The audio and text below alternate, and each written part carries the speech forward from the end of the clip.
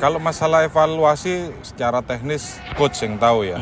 Tapi kalau bagi saya tidak terlalu besar lah, tidak terlalu signifikan untuk evaluasinya. Cukup ya mungkin lebih kompak lagi, lebih konsentrasi lagi, terutama masalah emosional. Saya juga sudah bilang ke pemain semuanya, untuk masalah emosional ini harus diredam. Karena jangan sampai merugikan tim yang mengakibatkan ya itu tadi bisa kena kartu merah, akhirnya pemain kurang. Pak, ini akhirnya sudah 3 pemain baru datang, Aladin, Fajar, sama Paulo Ricardo. Terus update banyak di luaran masih akan datang lagi, apalagi pemain diaspora, Pak. Mungkin Bapak bisa dikasih update sebenarnya. Kalau masalah seatnya mungkin masih satu lagi ya, satu pemain lagi, cuman saya belum tahu karena belum ada pembicaraan juga dengan manajemen. Tapi kita butuh satu lagi pemain yang diaspora, cuman siapanya kita belum tahu. Tapi diaspora, Pak? Insya Allah ya dari diaspora.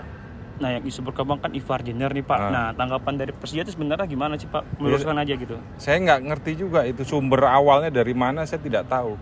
Memang yang saya katakan, saya pernah ada pembicaraan dengan Ivan Jenner. Cuman sampai saat ini dari pihak Ivan Jenner belum ada jawaban. Kita masih menunggu juga, cuman belum pasti jadinya kan. Jadi itu. Ini pemain asing datang 2, Pak. Paulo sama Aladin. Berarti kan ini kuota berlebih, Pak. Jadi 12 pemain, Pak. Sementara kan regulasi 11, Pak. Itu gimana, Pak? Kita kan sudah melepas si Gustavo Franca. Kita pinjamkan ke Arema. Karena memang di dalam skema dari pelatih tidak masuk si Gustavo Franca. Makanya kita pinjamkan ke Arema. Ini masih 12 kalau nggak salah. Masih, tapi kan nanti ya mungkin ada yang tidak terdaftar mungkin. Saya belum tahu nanti teknisnya pelatih. Artinya tetap dengan 12 di putaran kedua atau? Saya rasa 11 nanti saya rasa. Akan ada satu pemain berarti ya, Pak? Iya. Kemungkinan. Jangan lu pelintir lagi. Enggak, maksudnya artinya kemungkinan cuman tinggal, artinya Persija akan melepas satu pemain kemungkinan ya? Kemungkinan. Namanya belum tahu ya, belum Pak? Tahu. Pak, datengin back Aladin, menyerang sama back saya Fajar. Pelatih, apa yang dicari pelatih sih, Pak? Sama kekurangannya ada di situ, Pak, gimana, Pak? Kan satu sisi Aladin bisa jadi second striker, bisa jadi gelandang, bisa. Oke.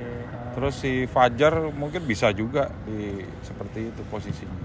Jadi multi posisi, Pak. Iya. Lawan Madura besok nih, Pak.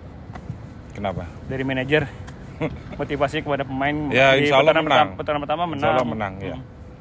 Insya Allah saya menuntut mereka menang besok. Bagi Persija belum pernah kalah di kandang, Pak, udah lama. Ya. Pak, tanggapan sedikit terkait dendanya kepada Van Basten nih, Pak, dari manajer. Tanggapannya gimana, Pak? Ya itu hal yang wajar dalam arti semua kan sudah ada aturan ya. Kalau memang bertindak seperti itu ya pasti didenda, dihukum. Ya kita harus bisa terima. Dan Persija nggak lakukan banding?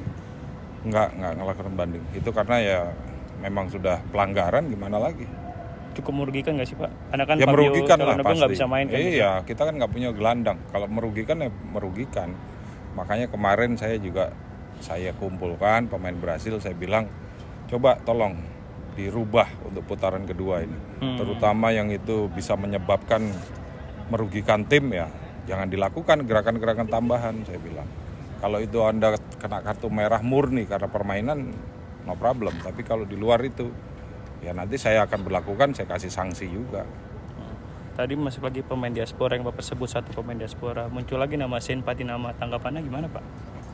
Ya kalau secara teknis sebenarnya pelatih yang tahu. Saya nggak begitu paham. Jadi bisa ditanyakan ke pelatih aja nanti kalau masalah itu. Siap. Ya.